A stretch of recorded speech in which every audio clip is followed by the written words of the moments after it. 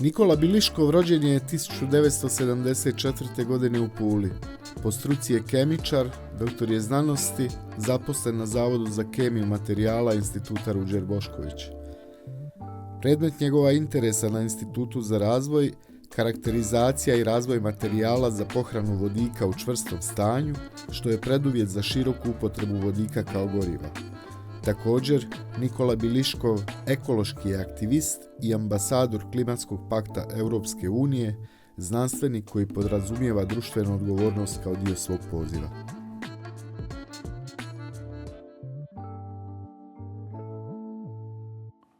Dobar dan, gledatelji i gledateljice. Naš današnji gost je doktor znanosti Nikola Biliškov sa Instituta Ruđer Bošković i naš zapaženi aktivist. Hvala Nikola što si došao. Nadam se da ćemo ljudima razjasniti neke stvari o klimi i onom čime se ti baviš na Ruđeru. Da, evo hvala tebi na pozivu. Baš mi je bilo jako drago kad si me zvao. Za početak recimo nešto o vremenu od prije 20 godina. Naime, Nikola i ja smo živjeli u istom kvartu na zagrebačkom Boroviju. Ja se tebe, Nikola, sjećam iz autobusa 118, uvijek u ruci Feral Tribune. I još jedna zanimljiva stvar, ti si početkom 2000-ih okupio djecu iz zgrade, to su one zgrade u kojima su bili znanstveni novaci, i radili ste jedan prosvjed protiv gradnje na livadi na kojoj su se igrala vaša djeca, odnosno djeca iz tih zgrada. Bacali ste papirne aviončiće u ograđeni prostor. Sjećaš se tog pretpostavljanja? Sjećam se, da. To je bilo... Tu smo se protivili izgradnji velike stambene zgrade između 4 zgrade koje su okruživale jednu livadu koja se koristila kao javni prostor, kao prostor gdje su se djeca igrala, gdje smo se mi kao odrasli također družili i zapravo to je bio jedan pokušaj spašavanja tog jednog malog komadića javnog prostora koji je nama ostao kao mjesto druženja u tom kvartu. Nažalost, to nije uspjelo. Ali što se tiče Ferala, da, uvijek mi je bio u ruci. Ni Feral nije uspio, nažalost. Uspio je zapravo, ali nije uspio preživjeti u ovom okruženju. Iz tjedna u tjedna sam ja to kupovao i nikad nisam bacio nijedan broj Ferala. Još uvijek ih imaš sve? Još uvijek ih imam, sve posložene. Ne baš sve, jer nemam one između 93. i 96. 7. tako nešto. Što te je, Nikola, okrenulo aktivizmu? Aktivizmu? Pa, mislim, to je nekako spontano dođe, jer smetaju vam neke stvari koje se događaju u okolini. Naročito kad nešto malo šire znate o tome. I želite nešto promijeniti. Mislim, osjećate se kao da morate barem pokušati nešto napraviti. Barem, mislim, bez obzira na to da što ste vrlo uvjereni da u stvari nećete baš uspjeti, barem ne sve, ali bar nešto ćete moći pokrenuti.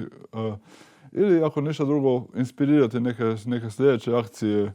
Pa tako i ova naša akcija koja nam nije uspjela na Borovju, mislim, izgradila se ta zgrada.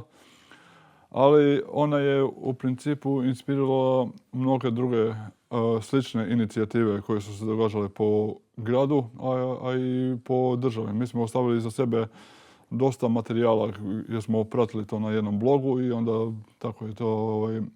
Znam da se nešto o tome govorilo i na Filozofskom faksu kao u sklopu nekih kolegija. Koristilo se to naše... Ti si zapravo kroz ovih recimo 20-25 godina bio prisutan u gotovo svim aktivističkim inicijativama. Sad kad si spomenuo filozofski, znam da si to pratio. Pratio si borbu za prostor sa zelenom akcijom. Niti jedna od tih akcija, odnosno sve te akcije njihov kratkoročni rezultat je izostao. Bunili su se ljudi na Cvjetnom protiv shopping centra Tome Horvatinčića. Taj centar je izgrađen. Ti si se bunio s djecom protiv gradnje zgrade, ta zgrada je izgrađena. Dakle, gdje god investitori nešto pokušaju, to i uspiju. Gdje god vi aktivisti nešto pokušate, tu i ne uspijete. Što vam to govori? Pa,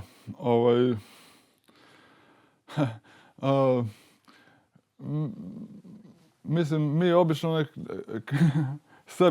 sami sebe tješimo da svaka akcija je sama po sebi uspjeh. I bar u tom segmentu što smo uspjeli pokrenuti nekakve ljude, što smo pokušali nešto napraviti i što možemo sami sebe pogledati u ogledalo na kraju svega i što možemo svoje djeci na kraju pogledati u oči. To se odnosi i na ove akcije kao što je Borovje i slično, ali i ovo čime se bavim sada sa klimatskim promjenama. To osjećam kao jednu aktivnost koja je onako u svojoj biti klimatske promjene ne ulijevaju previše optimizma, ali tu su naša djeca koja će osjećati posljedice tih klimatskih promjena i kojima mi zapravo želimo, ako ništa drugo, iz tih nekih svojih sebičnih razloga moći pogledati u oči jednog dana i reći ajde, bar sam nešto pokušao. Nisam Nisi stajao sa strane i posmatrao. Da. Zanima me, Nikola, ako ne uspije i ova borba protiv klimatskih promjena, koja je zaista urgentna, spomenuo si djecu, ti si također otac, u kakvom svijetu će živjeti naša djeca, kako izgleda taj svijet ukoliko ovaj tempo klimatskih promjena bude nastavljen? Je li to čista distopija? Što se događa nakon povećanja prosječne temperature za više od 1,5%? To je onih famoznih 1,5% koje ne smijemo doseći ako želimo sačuvati ovakav život na zemlji. Da. Dakle, kako izgleda u tvojoj nekakvoj... imaš li viziju tog svijeta koji nastaje nakon što se ta temperatura poveća za 1,5%? Da, mislim, mi smo već sada tu globalnu prosječnu temperaturu podigli za plus 1,5 stupanj Celzijus u odnosu na predindustrijsko doba. To je znači doba prije 200 godina. I već sada osjećamo mnoge posljedice klimatskih promjena.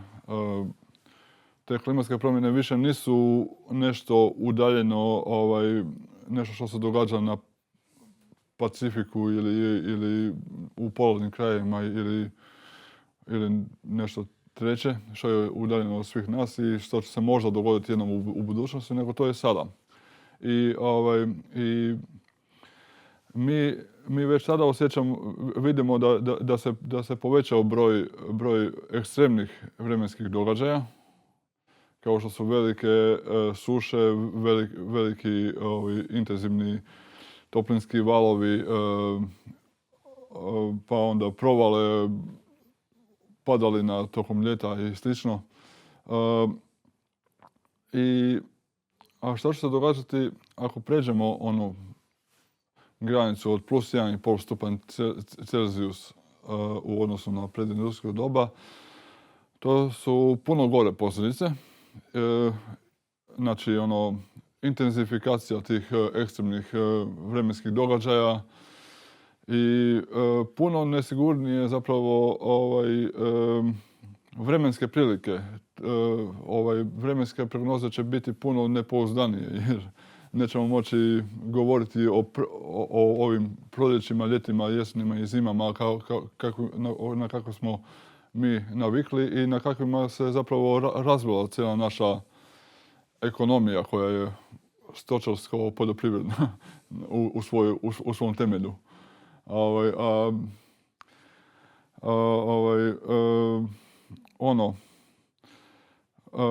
Kao civilizacija ćemo se morati pokušat prilagoditi tome ako želimo opstati. A ako pređemo +2 ili +3,5 koliko sada, na kakvim smo sada zapravo trendovima, posljedice će biti stvarno katastrofalne i zapravo veliki dijelovi svijeta koji, mislim, uključujući i Hrvatsku, postat će zapravo ne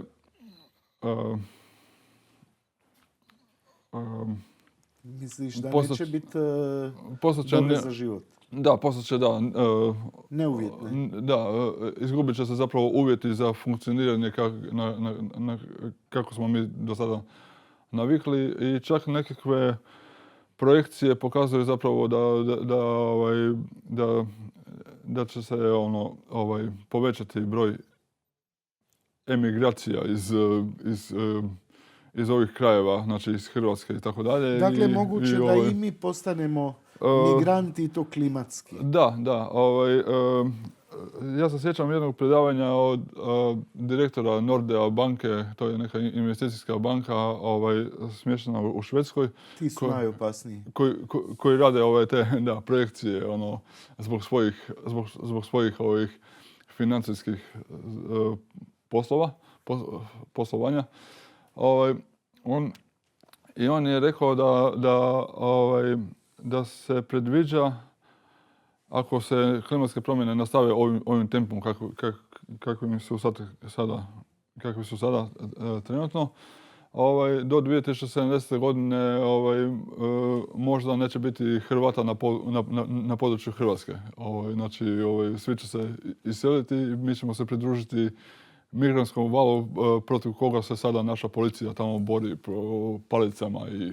Znači, postoji ozbiljna šansa da i nas neko bije na nekoj granici zelenoj. Pa otprilike, otprilike, tamo negdje na granicama Danske ili slično će nas danska policija tući. Baš sam te htio pitati, Nikola, koje bi područje Europe bilo najsigurnije da na vrijeme preselimo, da nemamo to zelena granica, policija.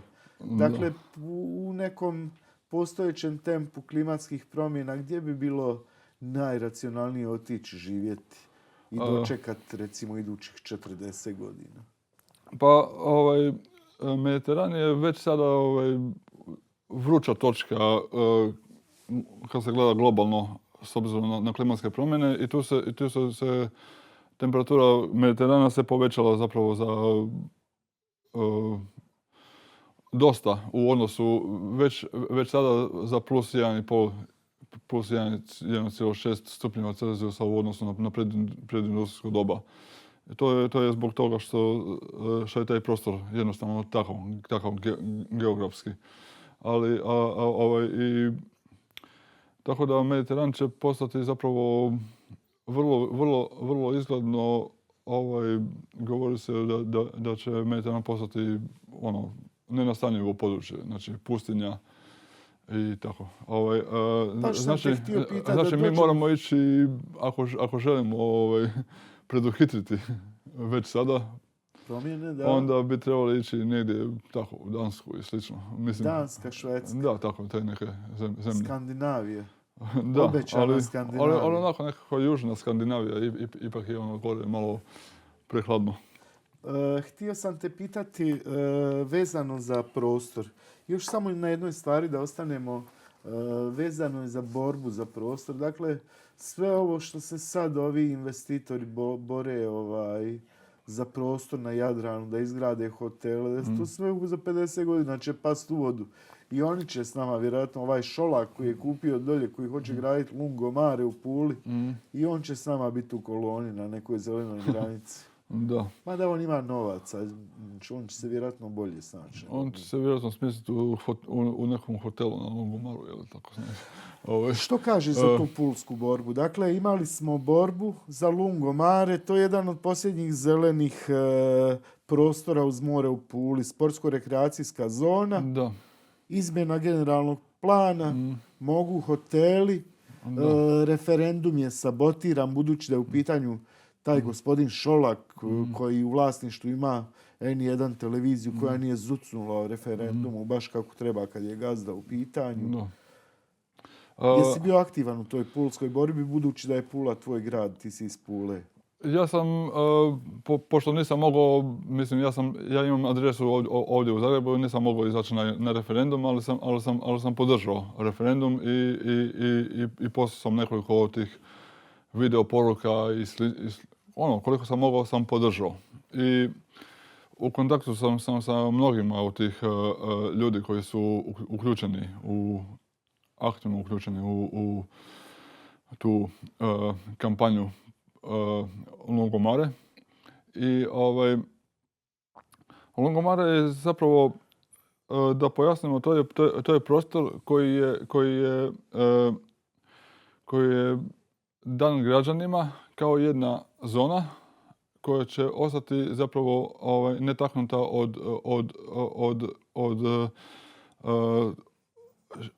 turističkih sadržaja kojima je Pula krcata. Znači, imate Verudelu, imate Verudu, imate Stoju i tako dalje. To su turističke zone u Puli i tamo se grade hoteli i tamo, mislim, i tamo je turizam razvijen. Lungomare je ostavljen građanima njima na slobodno korištenje. To je bilo takva zamisao i tako je bilo ucrtano u urbanističke planove Pule. I ljudi su taj prostor stvarno ne samo doživljavali, nego su ga i koristili i kao svoj komadić te pulske obale. A pulska obala je dugačka oko 30 km. Znači ima dovoljno obale za sve. Sad su ostali i bez toga, je li tako? Sad su ostali i bez toga, da. Nikola, što su tvoji roditelji radili za život? Moja mama je bila kuharica u hotelu jednom u Medulinu. Majke su nam sestre kuharice. No. Ali na meni se to vidi, brate. Kakva si ti reklama za svoju majku? Evo. Otac? Nije mi se hvatalo toliko. Otac je radio u Uljaniku kao referent nabave i on je tamo radio zapravo do 92. 3. godine kad su krenule one klasifikacije po slovima abecede, znači A, B, C, pa su se onda davale plaće na taj način. Ne znam za to. Pa su se onda Kako su se to radili? Kako su davali plaću? Pa vrlo često su se, kako je Uljanik zapravo svoje brodove radio i za Egipat i za te zemlje Afrike i tako dalje, onda, pošto te zemlje recimo nisu imale novaca da plate brodove, onda su vrlo često u naturi plaćali, tipa Egipat pošalje pamuk. I vi dobijete doma balu pamuka za plaću. Pa, nije baš tako direktno išlo, jer onda se taj pamuk prodavao, pa su ljudi dobivali plaće, ali početkom 90. godina se količina novca jako smanjila i onda su klasificirali ljude prema tim platnim razredima. Sjećam se da je moj tata bio u kategoriji C i onda imao nekih 5-6 šefova koji su bili u kategoriji A, recimo. I onda na taj Prvo se oni namire i onda radnici polako. Da. Dakle, sve od samog početka je bilo poznato s našim kapitalizmom. I onda je on je zapravo tada dao otkaz u Uljaniku, što mu je sve dosadilo.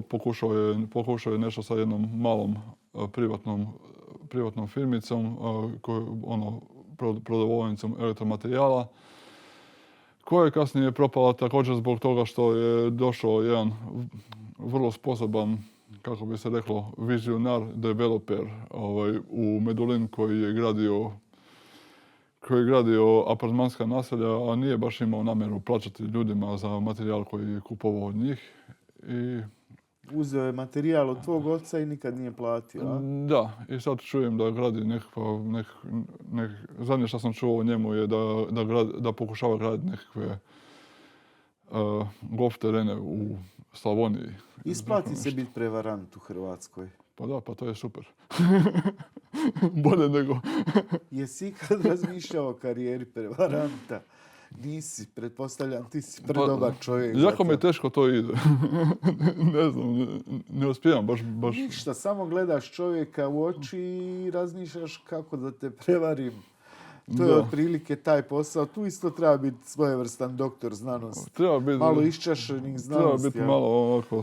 Htio sam primijetiti ovo. Dakle, tvoja obitelj, mama je radila u turizmu, tata u Uljaniku. Da. U aktualnim prilikama mama bi bila zaposlena, tata vjerojatno ne bi imao posao. Zapravo pokušavam doći na temu od čega će živjeti onaj dio Pule koji ne može živjeti od turizma. Ne mogu svi živjeti od turizma. Da, ne može, da. Jer Uljanik je bio firma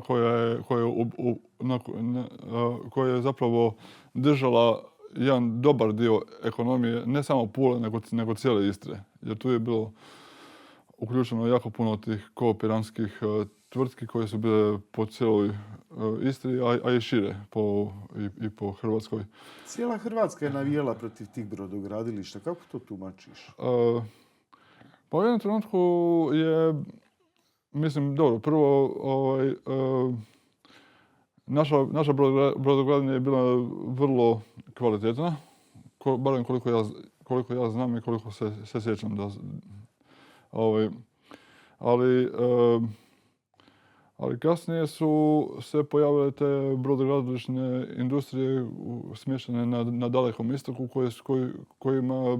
kojima ova naša brodograđevna industrija nije mogla konkurirati po cijeni. Da, oni rade serijski. Zbog toga što su oni serijski i vrlo brzo mogli graditi brodove koji su vjerojatno slabije kvalitete, ali su bili puno jeftiniji. I to I tu smo pukli.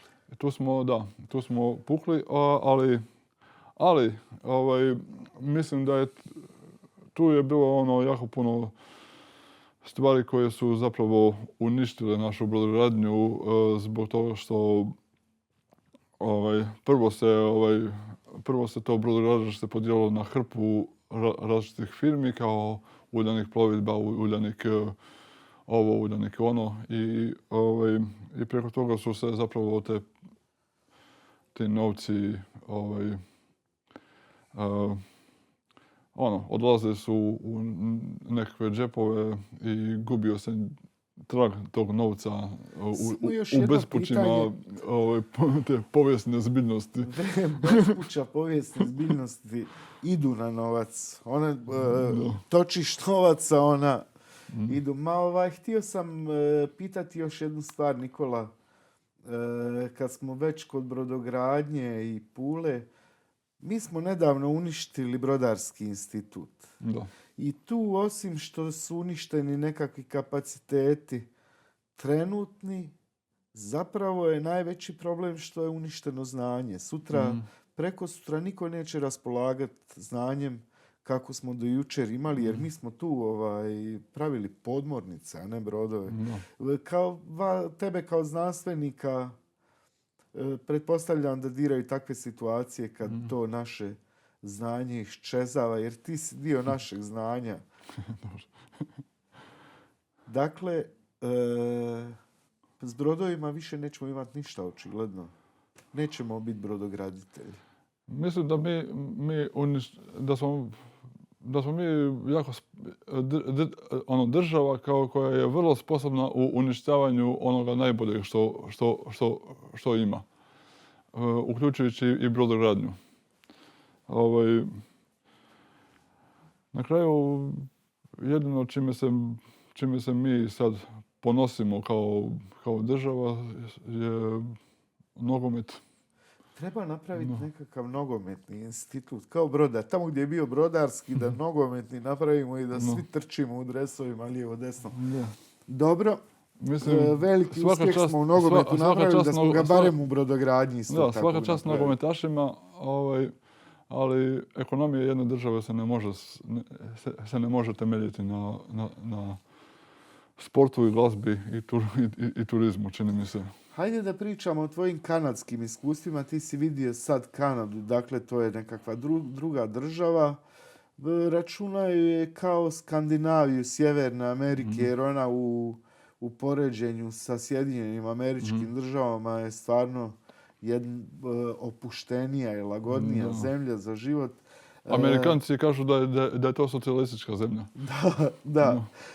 Što si ti vidio u Kanadi? Otišao si tamo na studijsku godinu. Zapravo si dobio 2 studijske godine u Kanadi. Čime se tamo baviš?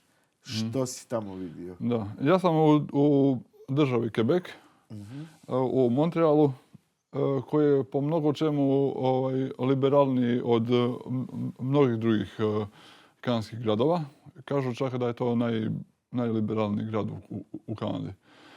I Montreal je stvarno jedna multinacionalna sredina koja ima 4 velika sveučilišta, međunarodna. I stvarno u mnogim stvarima je lijepo biti tamo, jer čovjek upozna, mislim, ne samo da upozna ljude iz jako puno različitih krajeva, nego to je jedna sredina koja vam nudi vrlo širok spektar pogleda na svijet, od onih hiperkapitalističkih pa sve do nekakvih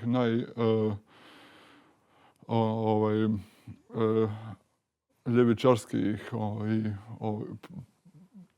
progresivnih, od konzervativnih do progresivnih. Sa druge strane, Kanada je ogromno prostranstvo i Kanada je naseljena uglavnom samo na jugu, uz granicu sa Sjedinjenim Američkim državama. Montreal je također smješten možda 30 km zračne linije od granice sa Amerikom i to je područje koje su tradicionalno naseljavali Irokezi, Mohoci i još neki narodi sjevernoameričkih, kako mi kažemo, Indijanaca. Kanađani u svojoj političkoj korektnosti ne vole da ih nazivaju Indijancima, iako neki od tih domorodačkih naroda kažu da baš žele da ih se naziva Indijancima, zbog toga što je u tom nazivu ugrađena ta glupost bijelog čovjeka koji je mislio da je došao u Indiju.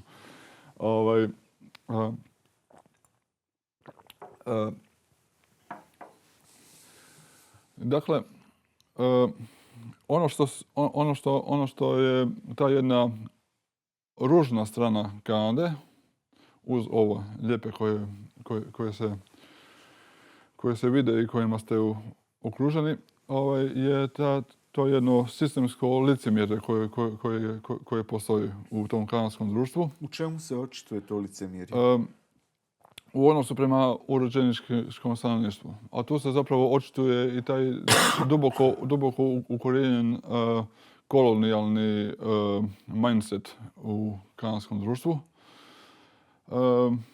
Gdje imate sa jedne strane ogromno prostranstvo koje je bogato rudama, koje je bogato i svim mogućim rudama. I sad tu nastaju napetosti između urođeničkog stanovništva i različitih investitora koji žele ulagati u te ekstraktivne poslove. Je li tamo natives, odnosno Indijanci, odnosno urođenici imaju svoje rezervate? Su li tamo stavljali rezervate, ne? Kanada, za razliku od Sjedinjenih Američkih država, tamo nema rezervata. urođenici su integrirani u društvo, barem načelno. Njima su, oni imaju i nekoliko sveučilišta svojih i na McGillu na kojem sam ja smješten, oni imaju i svoju katedru za povijest, za umjetnost. Je li ta integracija podrazumijeva asimilaciju, dakle da oni sutra nestanu, da se pretvore nekako u bijelog čovjeka, odnosno u čovjeka koji liči na bijelog čovjeka? Pa, u zadnje vrijeme se zapravo ja mogu reći da kanadsko društvo, barem u zadnjih 30 godina, radi puno na tome da se očuva taj identitet tih ljudi. Ali, nažalost, u prijašnjem razdoblju se jako puno toga izgubilo nepovratno. A zašto si ti otišao u Kanadu? Što si radio tamo? Pa ja se tamo bavim, znači ja sam kemičar i tamo sam zapravo gostujući istraživač na sveučilištu McGill. U grupi koju je donedavno vodio jedan naš tu iz Zagreba, inače Tomislav Frišić, koji je globalno zapravo jedna od najboljih grupa u tom području, takozvane mehanokemije. I tamo sam išao naučiti neke stvari, a i zapravo pokušao napraviti neke stvari koje zapravo ovdje ne mogu i donijeti, kako bi se reklo, donijeti to znanje ovdje nazad u Hrvatsku kako bi... Ne bi ostao u Kanadi živjeti da si dobio ponudu, recimo? Pa ja osobno ne bi. Meni se to više sviđa jer je klima je bolja. Drugo, to ćemo ti pokvariti za 20 godina, tako da nemaš taj argument. Iselit ćemo se.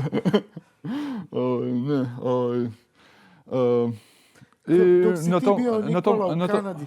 Na tom jednom malom području zapravo Hrvatska ima vrlo veliku raznolikost, što se meni sviđa. Što je znači, ja za sat i pol vremena mogu biti na nekoj planini. Da, ti si strastveni planinar, kao što znamo. Znam ja, vidio sam da planinariš jako puno. Ali htio sam te pitati to, dok si ti bio u Kanadi, mi smo tu imali ogromnih problema sa smećem. Mi smo ti se učili kako odlagati smeće. Učili od srijede do petka. Kako se u Kanadi odlaže smeće? Zapravo na isti način kao i ovdje u Zagrebu sada. Imaju plave ZG vrećice? Imaju plave vrećice koje nisu za nerazvrstani otpad, nego plave vrećice se koriste za otpad koji se reciklira. Oni u te plave vrećice stavljaju zapravo i papir i plastiku i to, i onda se poslije to razvrstava po... U nekoj sortirnici. Da, vjerojatno neki siromašni Kanađani to kopaju. To je kod njih, a kako čuvaju te spremnike ispred zgrade? Zatvoreni u kutije. Možeš li ti doći tuđi spremnik baciti? Kako to tamo funkcionira? Pa oni zapravo, to je zapravo onako, ja bih rekao malo ružnije nego ovdje u Zagrebu. Tamo se jednostavno kaže, četvrtkom se odlaže se odvozi taj reciklirani otpad i onda ljudi samo odnesu tu plavu vreću na ulicu i onda u nekom trenutku dođe kamion i to pokupi. Tako da je recimo četvrtkom na večer je ružno na ulicama. U tom nekom dijelu grada. Dakle, možeš to fotografirati mobitelom, postaviti na društvene mreže i reći gradonačelniče mrš, kao ovdje, sve isto kao ovdje. Pa može se, iako tamo odavno više niko ne razgovara o vrećicama, to uopće nije tema. Ali... Nas je baš krenulo, mi smo ih punili vodom da vidimo kolika može zapremiti, rastezali smo ih da vidimo koliko se može nategnuti. Nema šta nismo radili, sad je to malo prestalo, sad je valjda to sve ok, nemam pojma. Malo smo poskupili, bit će to standard. Da. A mislim, svaki sistem ima svoje, naćete nekakve mane u svakom sistemu. Ali ono, ako mi stvarno možemo pomoći na neki način da se smanji količina otpada, to je ono, ja bi to pozdravio.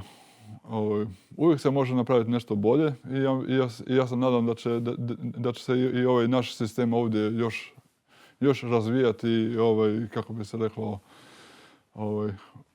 da će proći još par iteracija. Ja ne bi bio optimist ni u čemu što ima veze sa čovjekom. Naime, čovjek je izmislio plastičnu bocu koja ima jednokratnu upotrebu. Da. I u nju puni leva, sve iako je vrijeme razgradnje 300 godina. Dakle, ta odluka je potpuno neracionalna. Te boce se, koliko ja znam, ne mogu reciklirati. Mogu li? Te plastične boce od, recimo, Coca-Cola, ali svejedno ih nastavljamo proizvoditi. Da, mislim, to je jedna priča. Meni najgore to flaširanje vode. Gdje vam voda, gdje vam ta bočica vode onda košta 2000 puta više nego što košta voda koju možete popiti iz pipe. A ovdje je vodovodna voda sasvim pitka. Kao što je uostalom i u Montrealu. U Montrealu imate vrlo kvalitetnu vodu. I, recimo, kad sam bio u Švicarskoj, jedna od prvih stvari koje sam tamo čuo kad sam došao u taj jedan institut, moj šef se pohvalio kao, znaš, mi ovdje pijemo vodovodnu vodu. Znači, oni se tamo time hvale. A mi ovdje A mi ceste peremo vodovodnom vodom i pijemo i... Da. Je li točna ta priča da Hrvatska ima ogromne zalihe vode, da smo mi najbogatiji s vodom? Svi su najbogatiji s vodom. Pa, koliko ja znam, Hrvatska je jako bogata vodom. Nije najbogatija, a i bez obzira na to bogatstvo vodom, nismo baš u toj poziciji da se možemo ponašati kao pijani milijarderi. Ne smijemo se razbacivati vodom, jer voda je stvarno resurs koji postaje sve manjkaviji i postajat će sve vrijedniji u budućnosti, jer mislim, voda svakome od nas treba. To je ono, Hajde, Nikola. kad jako dobro ožednite, recimo negdje na nekoj planini, ne zamišljate ništa drugo nego samo da imate kapu vode kojom ćete ovlažiti svoje usne, da možete dalje Onda je funkcionirati. čovjek svjestan koliko znači. U tom trenutku, kad dobro dehidrirate, onda postanete svjesni koliko je voda stvarno važna. Da dođemo na dvije teme koje su nam zapravo najvažnije, a to je tvoj klimatski aktivizam. Ti si, kao što smo rekli u uvodu, ambasador klimatskog pakta Europske unije. I na institutu Ruđer Bošković si se bavio pronalascima vezanim za skladištenje vodika. Hajde da prvo razgovaramo o ovom klimatskom aktivizmu. Kako su došli do tebe najprije to da postaneš ambasador klimatskog pakta Europske unije? Pretpostavljam da je to došlo nakon onog apela za klimu, čiji si inicijator bio. Da. Ja sam prvi put čuo za klimatske promjene u stvari 1986. godine kad je nama naša profesorica prirode i još nekih drugih prirodnih predmeta u osnovnoj školi pričala o tome kako se kako se bilježi porast temperature i kako se bilježi porast koncentracije ugljikovog dioksida u atmosferi i kako je to povezano jedno sa drugim. I kako nam istječe vrijeme. Ona je tad rekla da zvona za uzbunu tek što nisu zazvonila i sjećam se da je tad ulicom prošao neki auto koji je zatrubio i onda je rekao aha evo zvona za uzbunu su krenula. 80-ih? 86. godine, da. Tad se nije govorilo toliko o klimatskim promjenama, tek par godina kasnije se počelo, je ta tema postala važna na toj nekoj međunarodnoj sceni. I uvijek je to nekako tinjalo u toj nekoj, u tom cijelom mom ekološkom aktivizmu. Mislim, moj ekološki aktivizam seže još u srednju školu kad smo se bunili protiv Plomina 2 i kad smo mi kao srednjoškolci zamišljali baš smo htjeli nekako napraviti tu akciju da napravimo jedan ogroman prezervativ koji ćemo helikopterom spustiti na dimnjak Plomina i tako ga prekriti. Naravno da to nismo uspjeli, to mislim jednostavno... Ideja je dobra. Da, ideja je dobra, još uvijek neko bi htio ostvariti. Plomin je još uvijek aktualno, sve je aktualno. Da, baš bi htio ostvariti jednom u životu. Ali pravi taj klimatski aktivizam je krenuo znači to je bilo jedno razdoblje kad prvo se pojavila Greta Thunberg i srednjoškolski pokret koji je... Što misliš o tom pokretu? Ljudi dosta često kritički gledaju na Gretu Thunberg, odnosno poručuju ostavite da ona bude dijete, a mi stvarno je malo smiješno da jedno dijete mora ukazati na to svijetu odraslih, da idemo prema nekoj provaliji i da idemo u propast. Sa druge strane, to je bio jedan preokret zapravo u našem shvaćanju klimatskih promjena.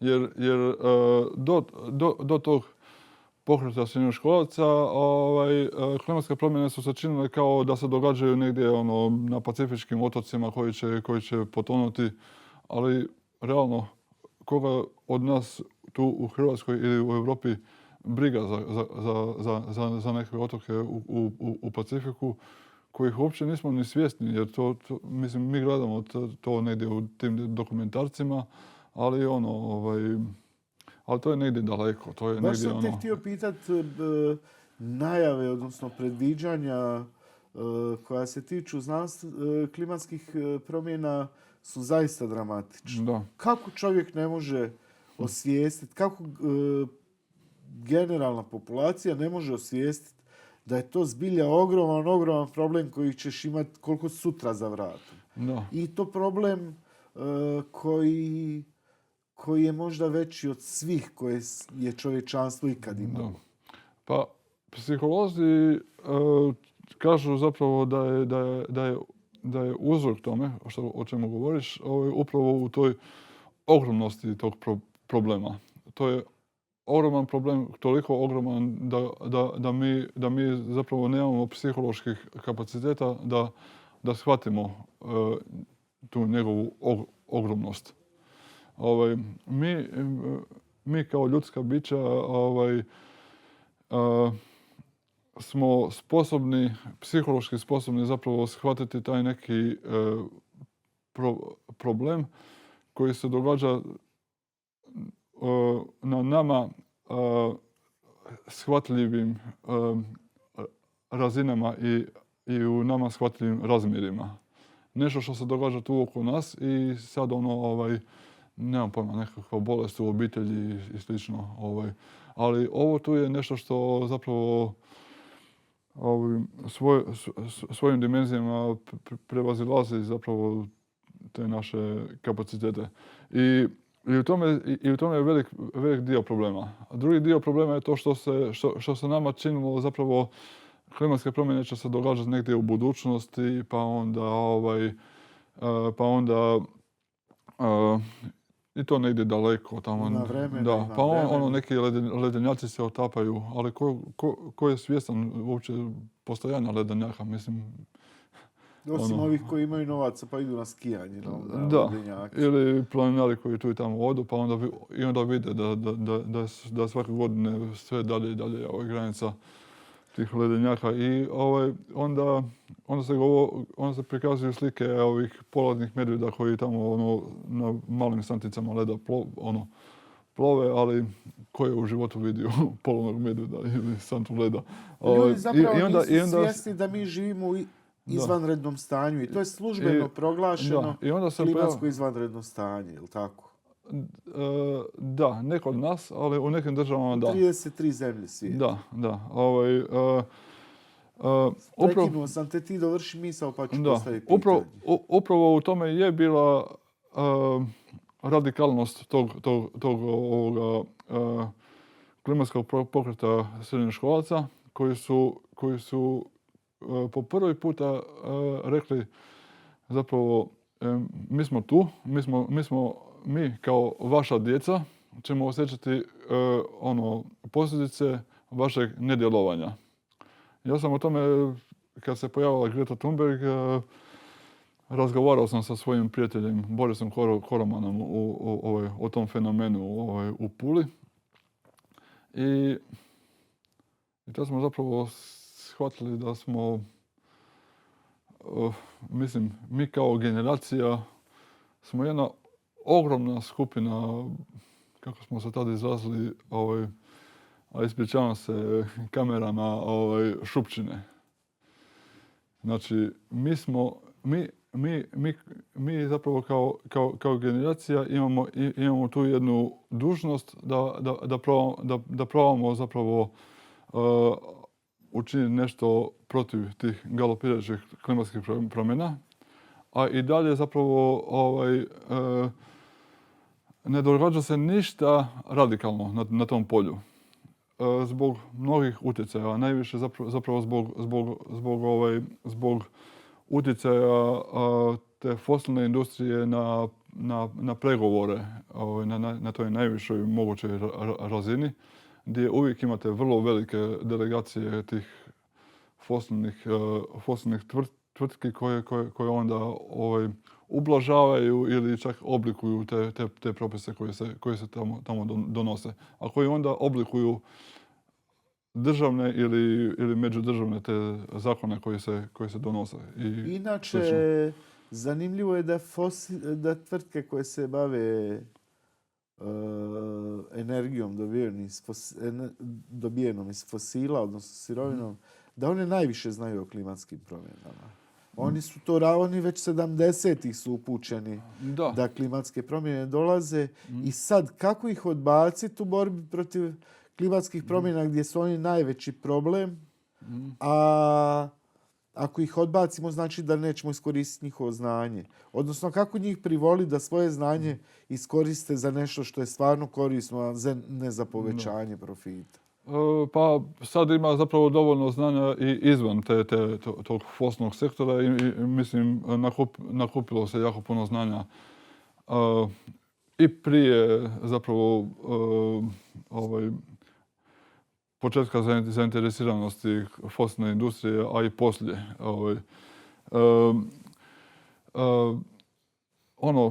Ono što je stvarno za svaku osudu je to da fosilna industrija je vrlo dobro znala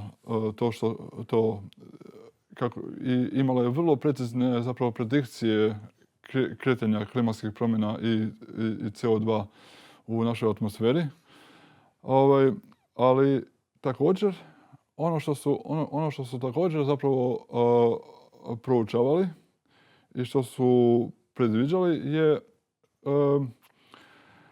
da će se sa intenziviranjem klimatskih promjena da će se sigurno pojaviti društveni pokreti koji će nastojati zapravo i onda su zapravo počeli stvarati strategije.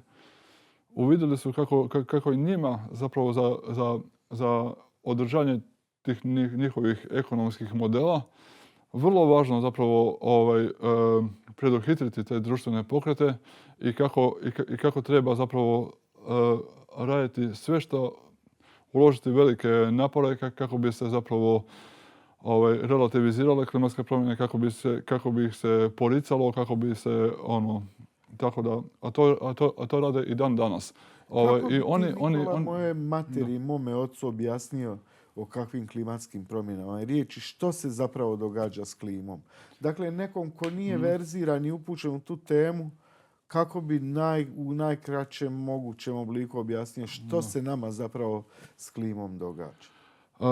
Pa, ono što ja primjećujem u razgovoru zapravo sa ljudima koji žive na selima, koji nisu akademski obrazovani i koji možda čak i nisu niti dovoljno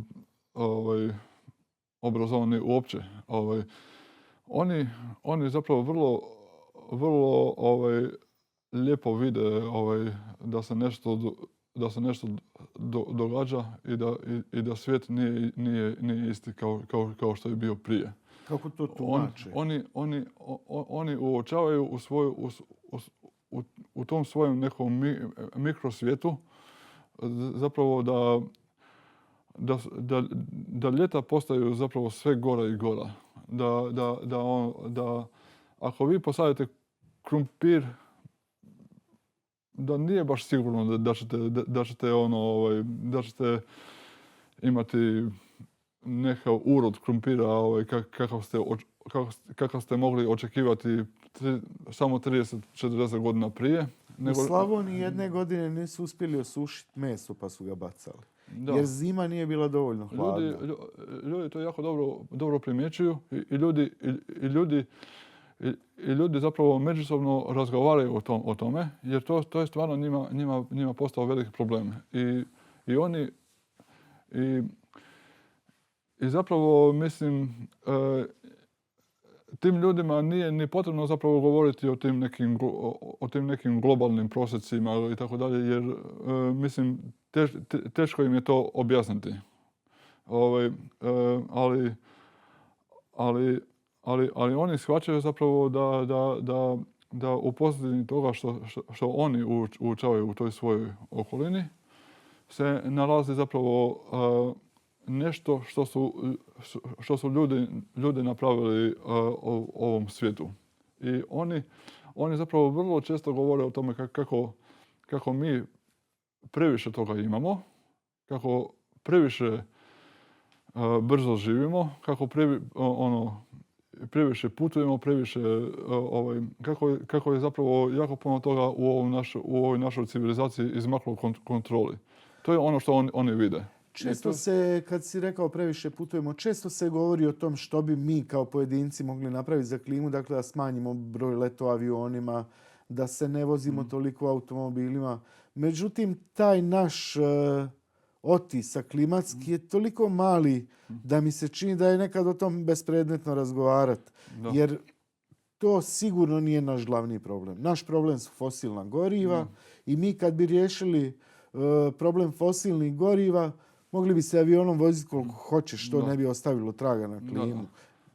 Nekako mi se čini kao da se odgovornost ciljano i smišljeno prebacuje na nas, kao ti si kriv jer si letio avionom, a o Exxonu ne razmišljamo šta je napravio ili o Shellu i o...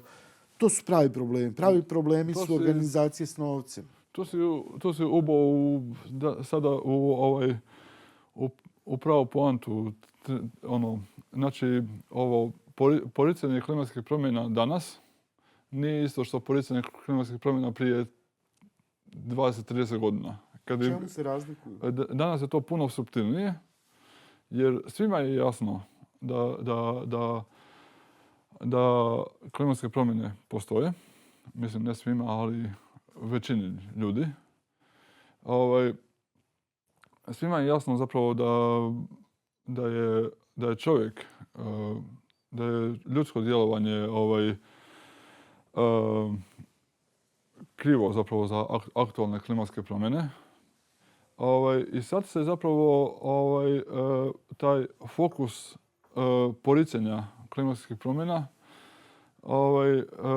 pomaknuo sa onog direktnog poricanja kao klimatske promjene ne postoje i tako dalje, nego klimatske promjene postoje, ali ti si kriv za to, a ne mi kao nekakva fosilna industrija. Mi kao fosilna industrija mi ćemo naš logo zapravo promijeniti i naš logo će postati zelen i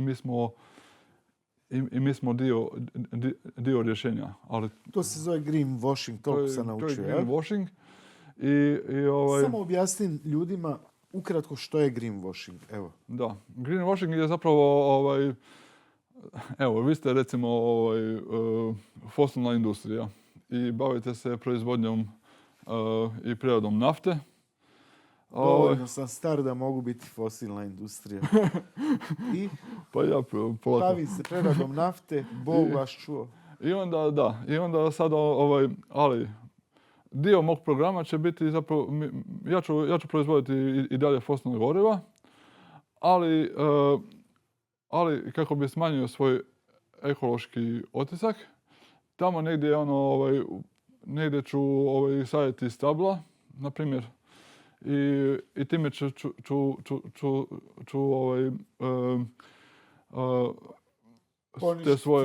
poništiti te svoje emisije. I, na primjer, to je jedan od načina greenwashinga i to sam nedavno, upravo to sam zapravo nedavno slušajući nekav radio u Kanadi. Čuo sam jednu propagandnu poruku jedne od tih kanadskih firmi koje se bave, zapravo to su više manje američke firme koje se u Kanadi bave ovim ekstrakcijom ovih bitumenskih pjesaka. I oni su tad rekli, objasnili ljudima kako oni puno rade zapravo na tom smanjenju svojih emisija, tako da usvoje ta postrojenja ugrađuju sisteme za upijanje ugljikovog dioksida i osim toga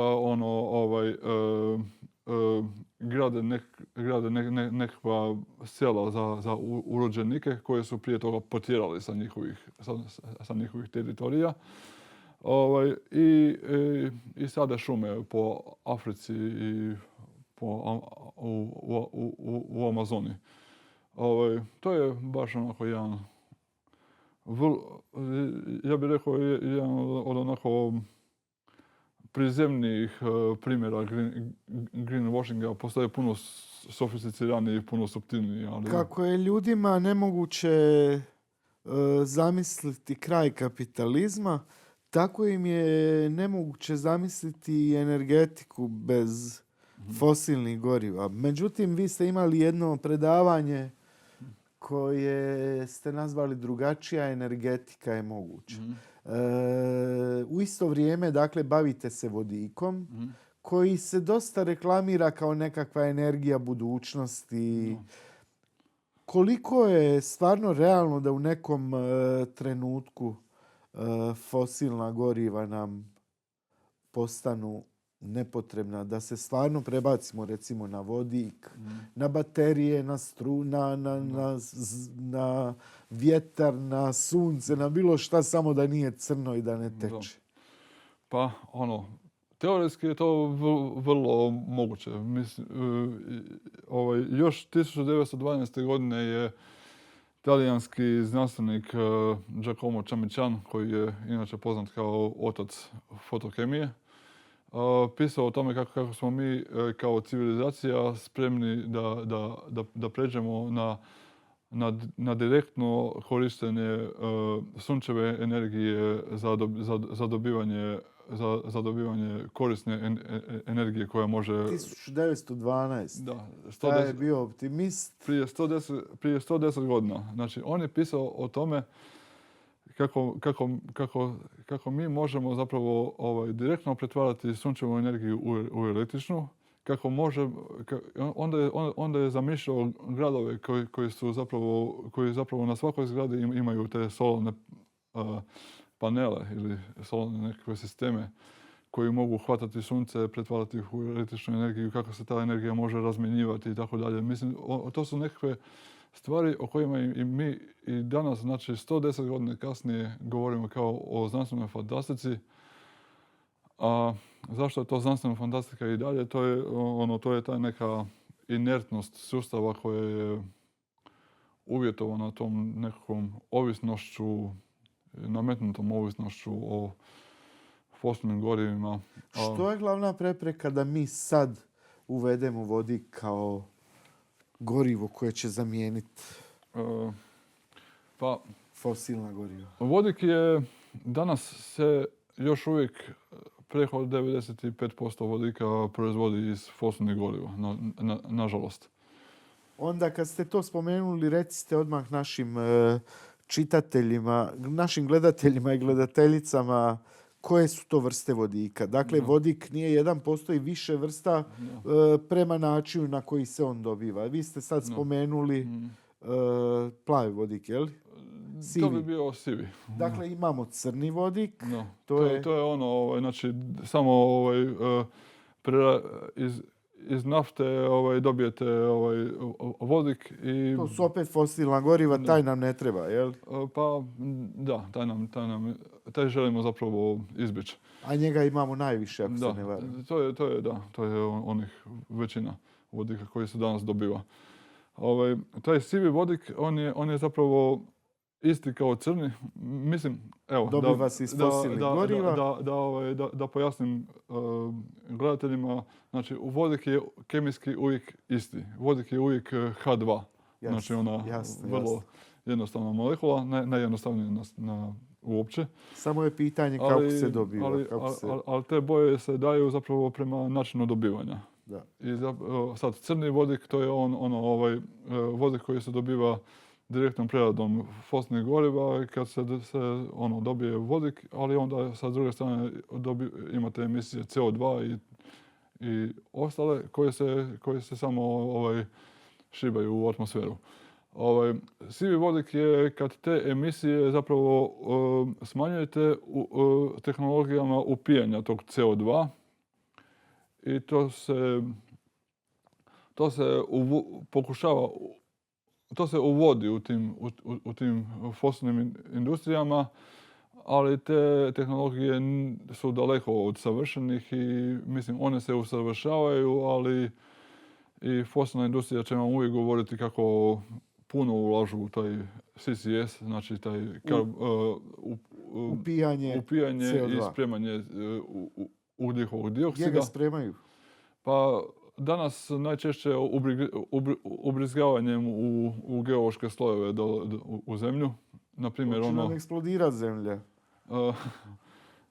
Pa dobro, mislim neće zbog toga jer to mislim, ali samo da ja mirno spavam, ja nisam kemičar, samo da znam da... Ali je puno veći problem to što tu jako velika količina tog CO2 iscuri u tom procesu. Da, to je daleko od... Zatim plavi vodik? Plavi vodik je vodik koji se dobiva iz plina. Iz zemnog plina. Opet iz fosilnog goriva. Da, opet iz fosilnog goriva, dakle opet iz ugljikovodika. Je li plin čista energija? Kad smo kod plina, jer ga svi spominju kao čistu energiju, je li to čista energija? Ne, to je samo energija koja je čišća u odnosu na ugljen ili naftu. Ali i dalje je, mislim, plinu jako često tepaju kao da je to prirodni plin. A to zapravo je jedan od načina kako se zapravo, kako se tom plinu daje jedan pridjev koji nije zapravo, koji ne opisuje one njegove bitne osobine, a bitne osobine su zapravo kemijske. Znači, to je ugljikovodik koji izgaranjem stvara ugljikov dioksid i neke druge još ove produkte koji su također štetni. I imamo još dvije vrste prema Da. dobivanju vodika. Dakle, zelena, to Da. je naša, ta nam treba. Mm. I roza, Da. koja je... Da. Rozni vodik je znači vodik koji se dobiva iz viškova električne energije koja se dobiva u nuklearnim centralama i onda se radi elektroliza vode i dobiva se vodik. I zeleni? A zeleni vodik je zapravo isto to, samo što kao izvor energije koristite obnovljive izvore kao sunce, vjetar i slično. Sad, što je glavni problem i zašto već nismo prešli na taj zeleni vodik? To je zapravo dostupna tehnologija i ja mislim da je glavna prepreka zapravo u punoj implementaciji te tehnologije upravo ta jedna inercija sistema koja je u pozadini svega je ta nekakva zapravo ja mislim da je u pozadini svega toga nastojanje te fosilne industrije da nastavi tim poslovnim modelima na kakve su navikli i na kakve su i kakvim žele nastaviti. Hoće li oni kao ljudi s puno novaca moći preživjeti kad ta klima, kad dođe zadnje? Jer rade i protiv sebe, valjda. Pa neće. Mislim, oni zamišljaju tamo nekakve kolonizacije Marsa i tako dalje, ali jako smo mi daleko od toga. A osim toga, ja sam i sasvim na toj jednoj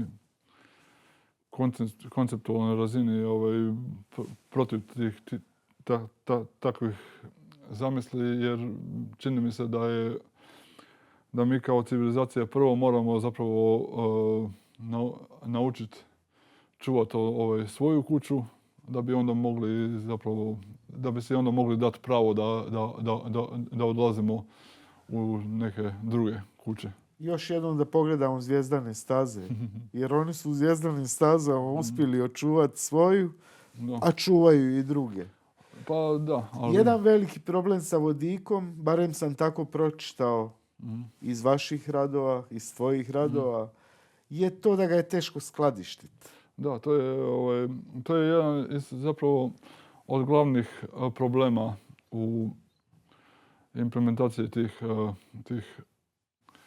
vodikovih tehnologija.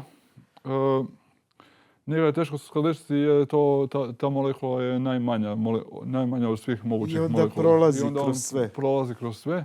Ali razmatraju se drugčiji zapravo načini tog skladištenja koriste se razni materijali, ali nijedan od materijala koji su do sada zapravo razvijeni nije savršen i nije zapravo na toj razini da je uspio ući u neku širu upotrebu. Od čega rade tankove ovi koji rade automobile na vodik? Vidio sam da je Toyota radila, pa postoji od Tesla tvrtka kćer Nikola koja proizvodi kamione koji idu na vodik. Oni isto imaju tankove. Od čega su njihovi tankovi? Njihovi tankovi su zapravo najuspješnija tvrtka na toj tankovskoj sceni je Linde. Oni proizvode... To su Njemci? Da, Njemci. I oni proizvode zapravo te tankove koji imaju više stjenki.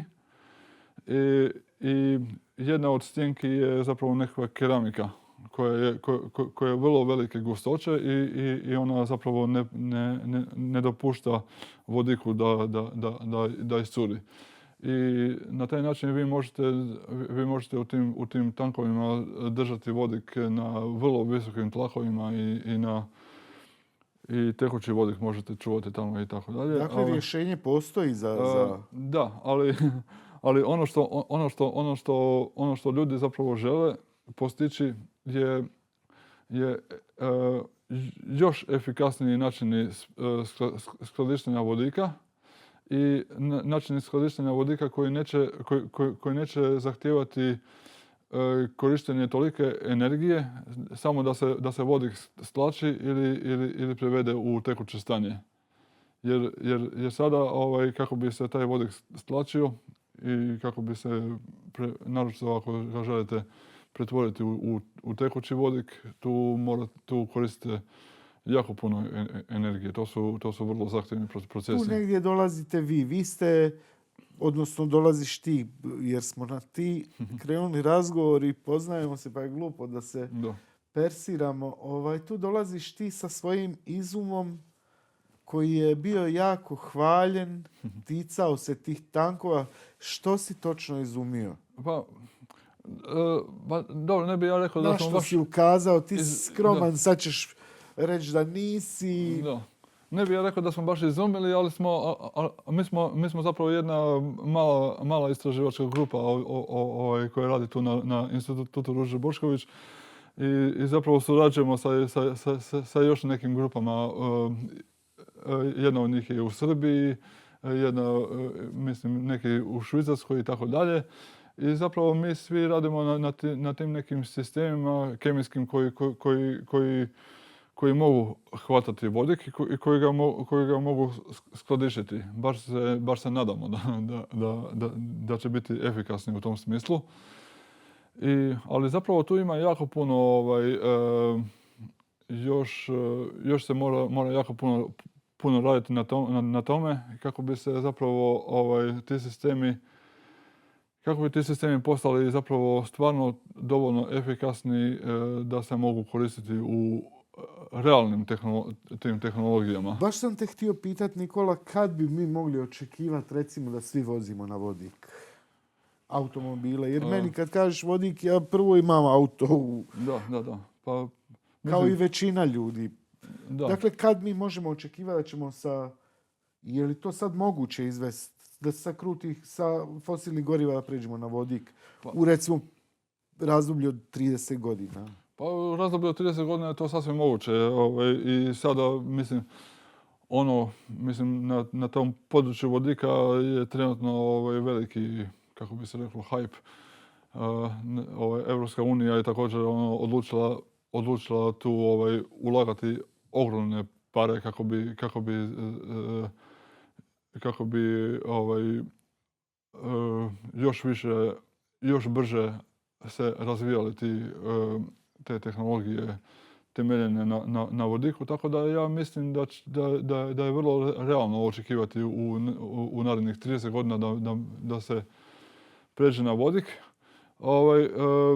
Kod nas ako kupite auto koji je pogonjen vodikom, to je zapravo bez veze jer ga nećete imati gdje napuniti. Ali zato se javljaju punionice automobila koji idu na ove baterije, jer su to litijske baterije, jesu? Da, to su litijske baterije. I čini mi se da se događa neka trka tu, vodik, baterije, u kojoj baterije malo vode.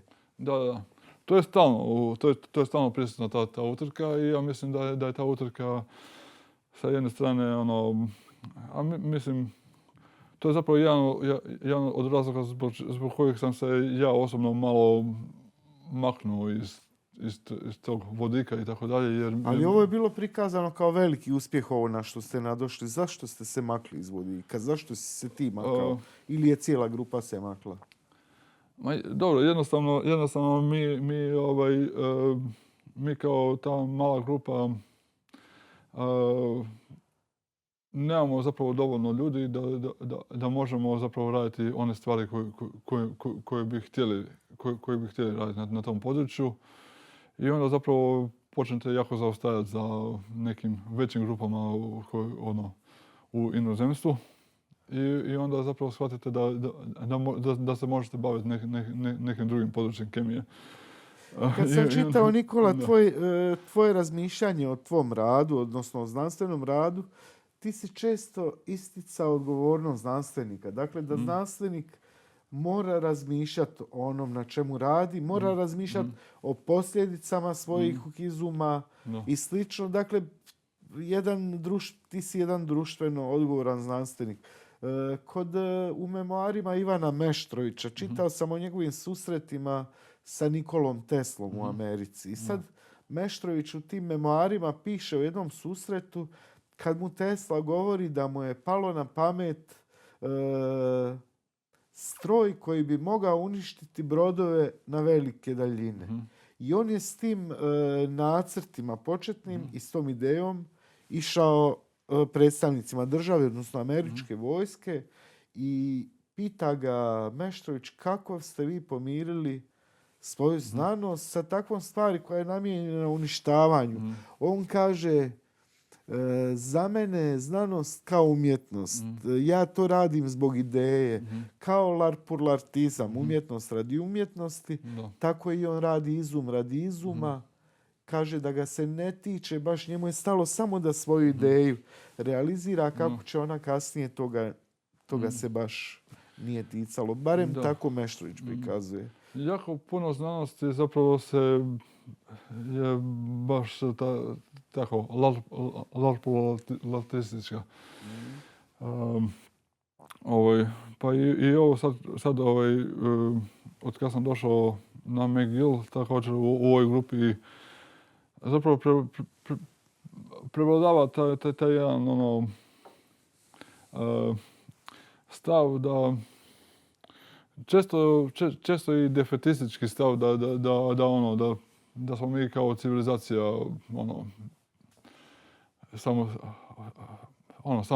samo u principu čekamo svoj kraj. Među znanstvenicima ima takvog stava. Da, jako je raširen. Da smo gotovi zapravo, da je taj čin samoubojstva obavljen, sad samo trzamo još nogama kao čovječanstvo.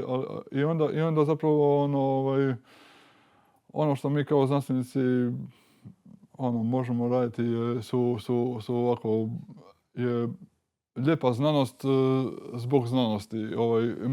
Mi kao kemičari želimo vidjeti neku lijepu strukturu, neku lijepu molekulu i smisliti neki lijepi način kako bi... Ti nisi od te vrste znanstvenika, toliko te poznajem. Ja nisam.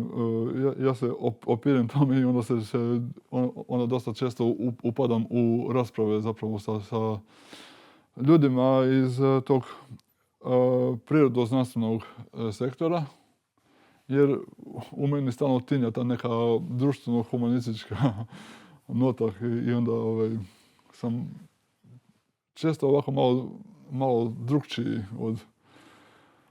od ostalih mojih kolega. I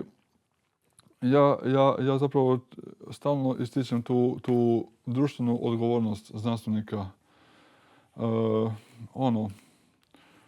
Kod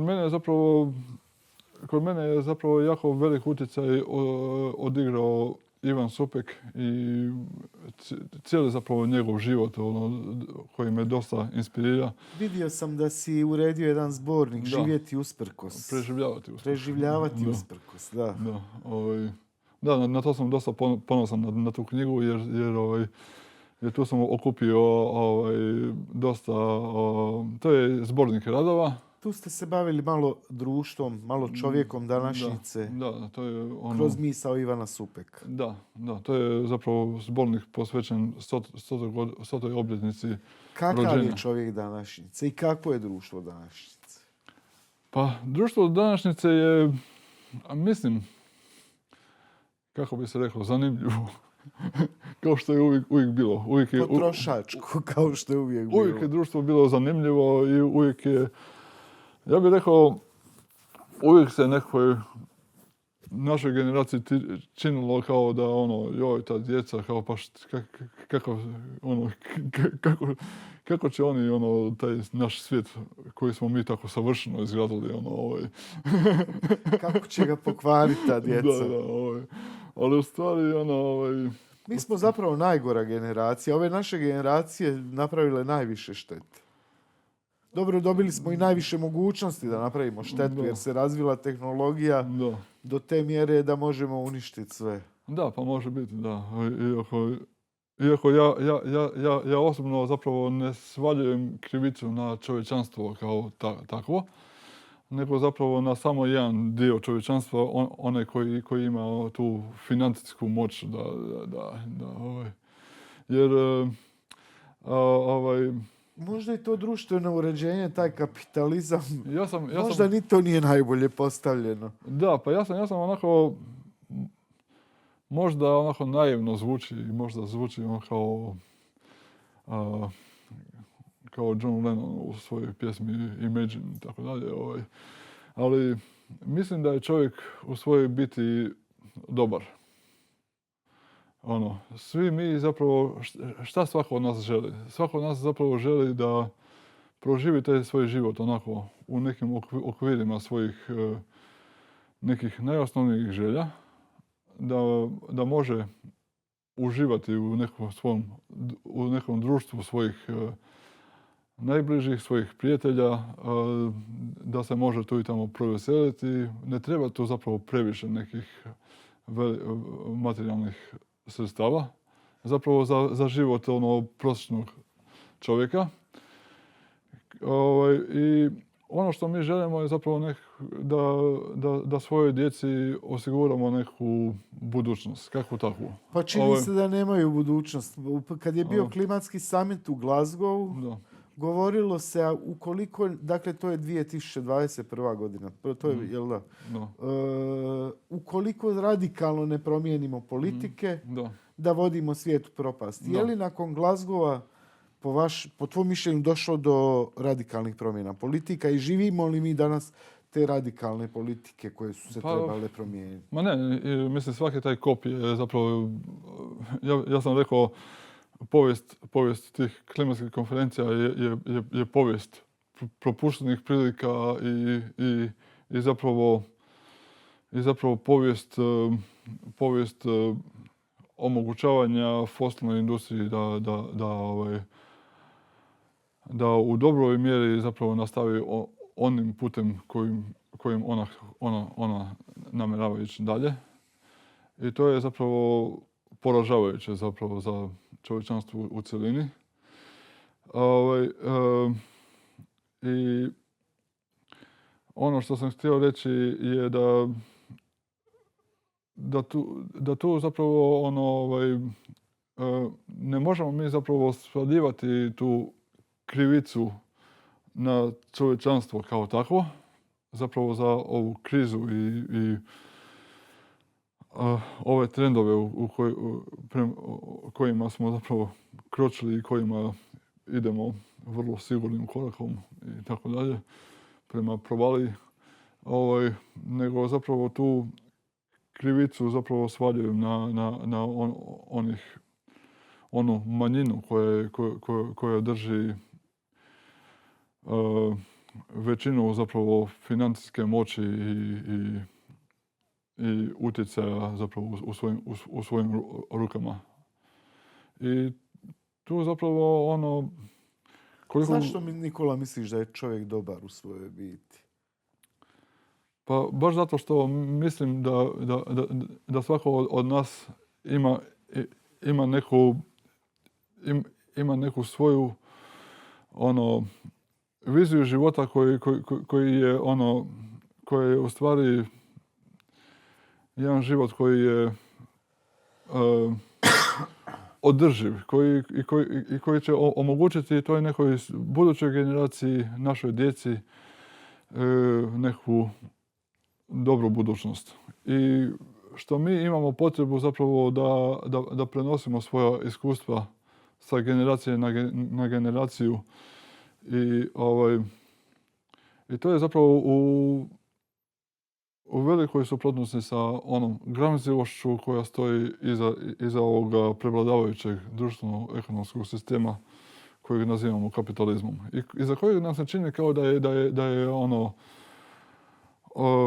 da je neuništiv i za kojeg nam se čini da je vječan i jedini moguć, a u stvari kapitalizam je star nekih 200 i nešto godina. Nije to baš nešto toliko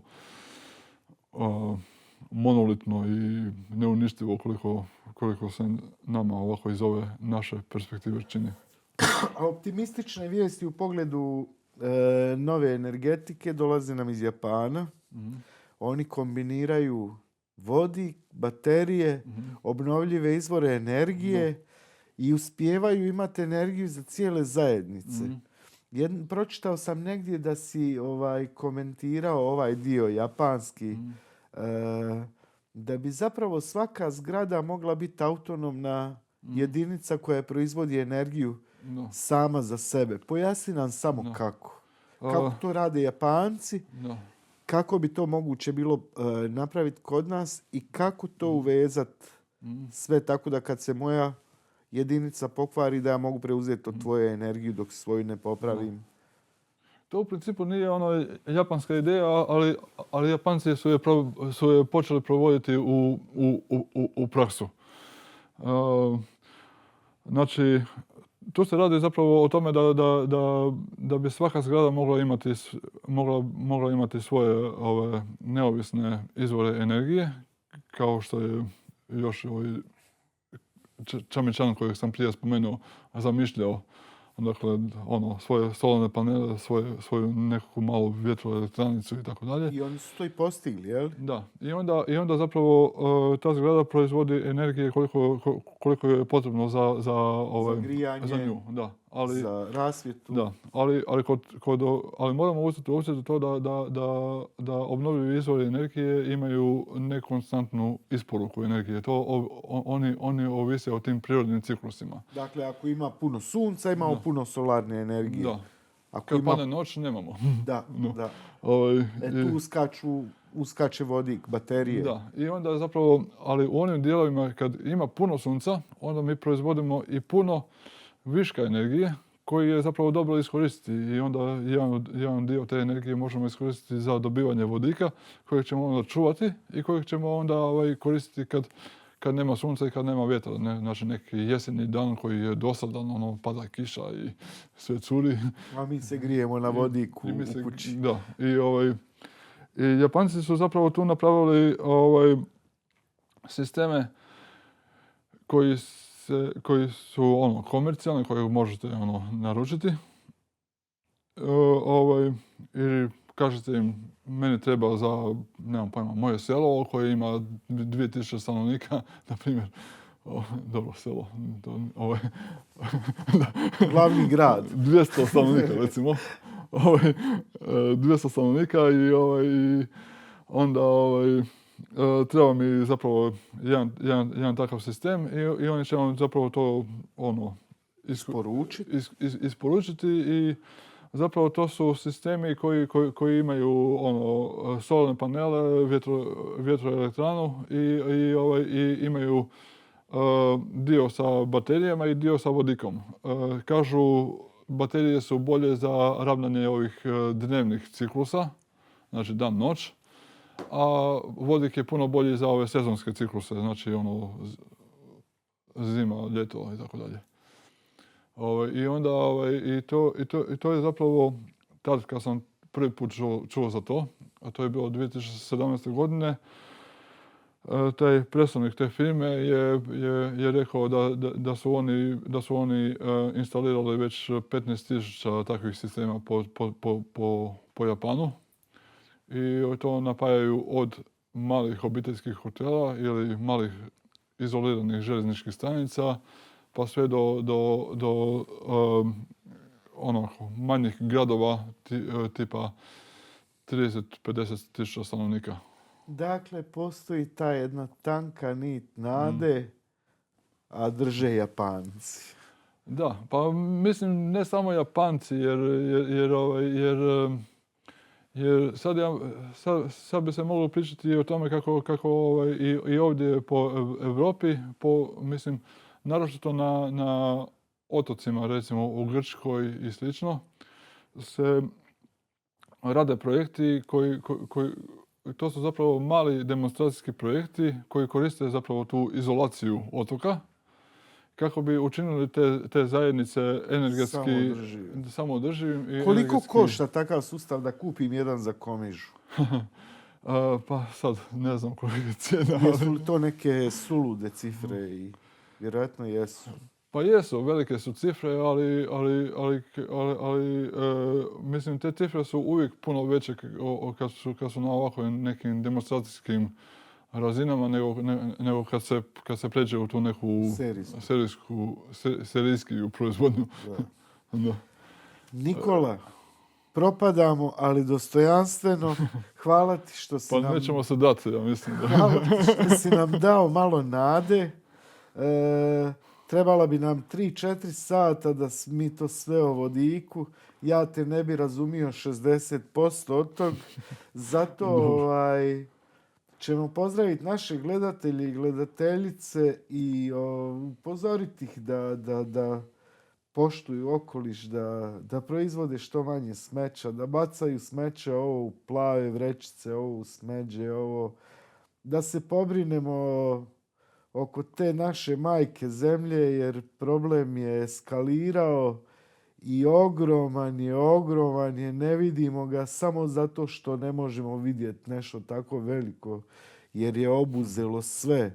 I za 50 godina ako nešto ne napravimo, Boga mi ćemo kao u Mad Maxu živjeti. Barem se tako sad čini. Da, ili nas možda neće ne biti. Da. Za 50 godina.